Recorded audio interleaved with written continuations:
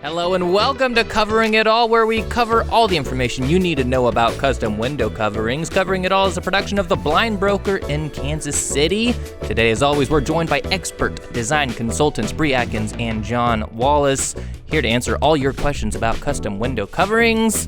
Are you guys ready? Ready. To answer the public's questions? Yep, bring it on. Okay, first one we have coming to us from Sarah. She says, what are some good options to cover a sliding glass door? That's a common one. Sliders.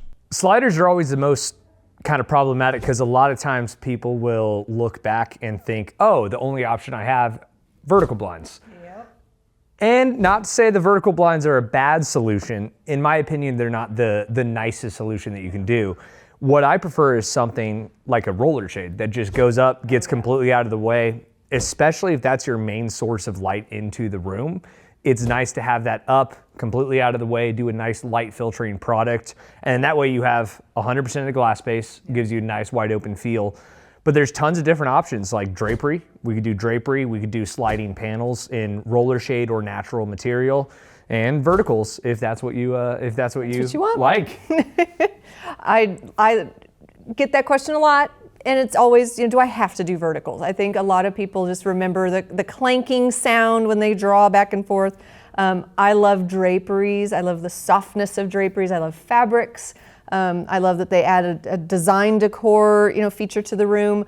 But I love roller shades. They are so great because when they go up, they just kind of disappear. So you only see them when they're in use. Otherwise, they're just kind of out of the way, nothing on the sides of your slider. So it just gives you more functionality, I think. So and that's one thing with draperies. When they stack up, they can take a large space. So if you have outlets there, if you have floor vents, if you have something that might impede the opening of that, it can be a little bit more cumbersome and stack up a lot more. You've got to have the space for drapes. Roller shades just up, out of the way. Yep. Awesome. Okay, moving on. Emily asks, when should I tint a window versus when I should cover it? We get that time to time. People want to know, they just want to tint it, and should they cover it? Why would you tint versus cover? You can go first. Well, tinting is tricky. I think in tinting terms, a lot of people think if they tint thick enough or with a dark enough tint, they get some privacy out of that, or it's going to cool the house down enough. You can measure it. There's certainly a measurable amount of tinting that can be done, but it never visibly does what I think people want it to do. It gives it like a blue look. It can to be the blue. Windows, it can be green. Is very strange to me. Yeah. Color shifting happening. Yeah, it can if you go dark enough. And it makes it look kind of odd. I don't like that look. I will say I am filming some of my windows in my gym downstairs, and the reason I'm doing that is because I have a sauna, and it's all concrete work right there. So I'm just gonna do a film on there, so that way you can't see in. I don't care about seeing out on those windows. Now, you're talking more of a frosted film. A frosted film that goes across there, so not tinting. So full privacy. They're just those really tiny sliding glass windows right there. I don't want to lift them up. I have no need to lift those up. The rest of the house, I have shutters and roller shades, so I like operating those.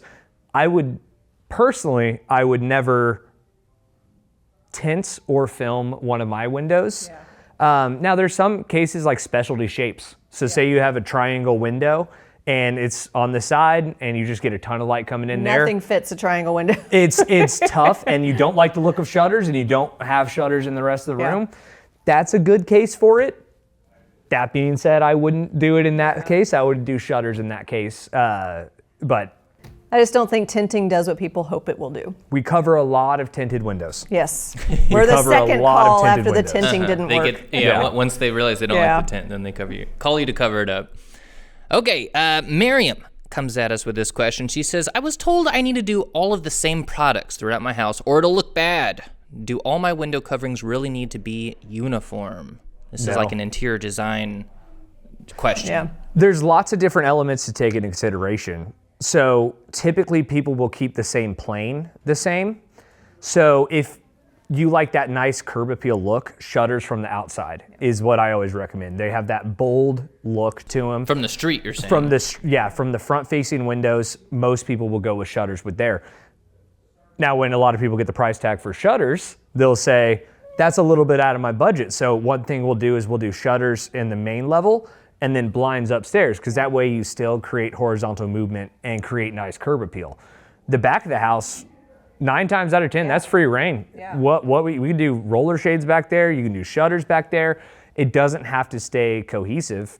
Even on the same plane, a lot of times it doesn't have to stay cohesive. So one of the most common setups we see now is, 3 or 4 windows in the living room, and then a kitchen sink that has a window above it right there. Well, that's separated by cabinets, so aesthetically it's a different feel. So you can do blinds there and then a roller shade there, or roller shades there and blind there, and aesthetically it flows in the same area.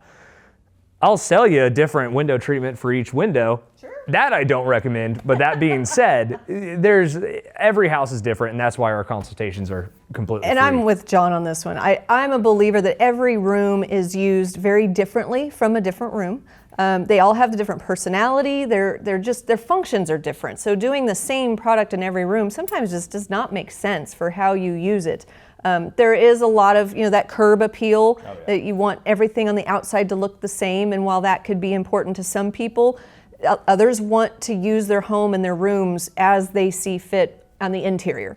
So I find I always lean towards functionality versus appearance. So I always lean towards, let's do what works in this room. And if it works out that we can make the front of the house cohesive, even better. Yeah. So it sounds like to me like you guys lean towards the aesthetic priority for a lot of people being the outside of the house, not necessarily the inside of the house. Right. And it could be inside. It all comes down to personal preference. Yeah. I love adding curb appeal. To me, shutters are my favorite type of product just to begin with. Yeah. To me, they transform the outside just as much as the inside. So they look gorgeous on the inside, and when people pull up, you have that just gorgeous shutter, bold look from the outside of the house. So you can kind of get the best of both worlds. Okay, well, thank you guys. If you have a question for John or Bree to answer, go ahead and comment down below. And if you're in the Kansas City area and are a homeowner or designer, reach out to us. We'd love to help you find the perfect window covering. See you guys next time.